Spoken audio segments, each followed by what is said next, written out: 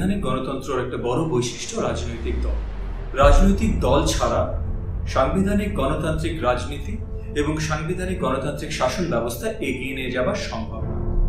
কিন্তু রাজনৈতিক দলের মানে কি? রাজনৈতিক দল এমন একটা জায়গা যেখানে জনগণ তাদের রাজনৈতিক চিন্তা নিয়ে, রাজনৈতিক ভাবনা নিয়ে এবং সম্মুখে তারা রাজনীতি কিভাবে দেখতে চায় এবং রাষ্ট্র ব্যবস্থা, রাষ্ট্র শাসন ব্যবস্থা কিভাবে দেখতে চায় সেগুলো নিয়ে একমত প্রকাশ করে একত্রিত হতে পারে এবং সেই সম্মুখে যে রাষ্ট্র ব্যবস্থা তারা দেখতে চায় সেটার জন্য একত্রিত হয়ে কাজ করতে পারে। সো রাজনৈতিক দলের এর থেকে বড় কোনো সংজ্ঞার আর প্রয়োজন নেই।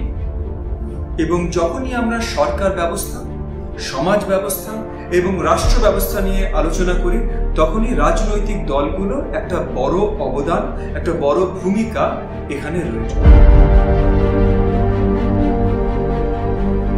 আজকে আমাদের আলোচনায় আমরা বারবার বলি রাজনৈতিক দলগুলোকে নিন্দনীয়ভাবে আমরা দেখি।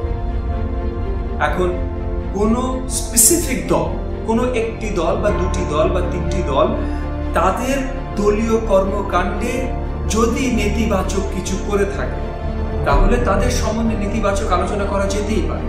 কিন্তু রাজনৈতিক দল এই জিনিসটা পুরোপুরি সব রাজনৈতিক দলকে একত্রিত করে বা রাজনৈতিক দল সম্বন্ধে নেতিবাচক আলোচনার আসলে কোনো জায়গা নেই।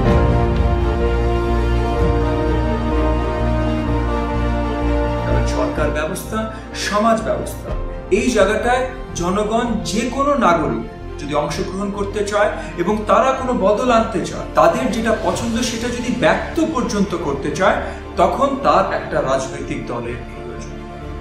সাংবিধানিক গণতান্ত্রিক ব্যবস্থায় রাজনৈতিক দল অপরিহার্য। নিশ্চয়ই প্রত্যেকটা নাগরিকেরও এখানে কিছু দায়িত্ব আছে।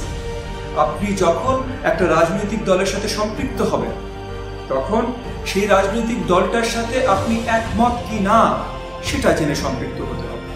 কোন জিনিসটাতে একমত? আপনারা রাজনৈতিক আদর্শে একমত, সরকার ব্যবস্থা সামনে কিভাবে হবে, সরকার পরিচালনা কিভাবে হবে, সেই জায়গাগুলোতে, সেই নীতিগুলোতে আপনারা একমত কি সেটা ভেবে আপনার একটা রাজনৈতিক দলের সাথে আপনি জড়িত হতে হবে।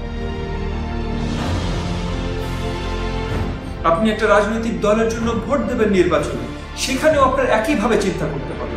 যদিও আমাদের সাংবিধানিক গণতান্ত্রিক ব্যবস্থায় আমাদের যে রিপ্রেজেন্টেটিভ ডেমোক্রেসি আছে সেখানে আমরা আসলে একটা দলকে কম, একটা ব্যক্তিকে বেশি ভোট দিই।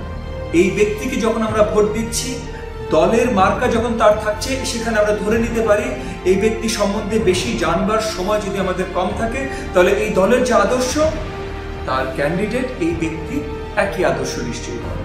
সেটা জেনে আমরা অনেক সময় ভোট দিতে পারি।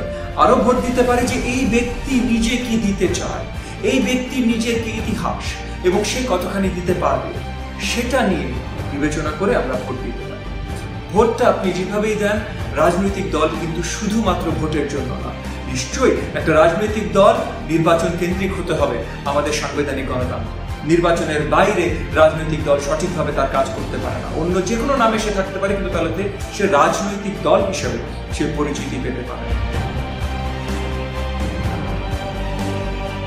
জাতীয়তাবাদী গণতান্ত্রিক আন্দোলন এমনই একটা রাজনৈতিক দল যে সামনে এই দেশের জনগণকে জবাবদিহিতামূলক গণতন্ত্র দেবার জন্য তৈরি হয়েছে এবং যারাই জাতীয়তাবাদী গণতান্ত্রিক আন্দোলন এনডিএম এর সাথে আজকে আছেন এবং আগামীতে থাকবেন তারা ওই এক মূল চিন্তায় একত্রিত হয়ে বিশ্বাস করে সামনে সরকার ব্যবস্থায় জবাবদিহিতামূলক গণতন্ত্র দেখতে চান বিধায় সবাই একসাথে জাতীয়তাবাদী গণতান্ত্রিক আন্দোলন এনডিএম একসাথে হয়েছে।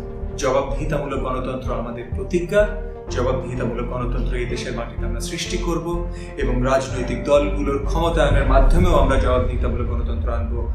এটা আমি বিশ্বাস করি, এটা জাতীয়তাবাদী গণতান্ত্রিক আন্দোলন এনডিএম বিশ্বাস করে। জয় বাংলাদেশ।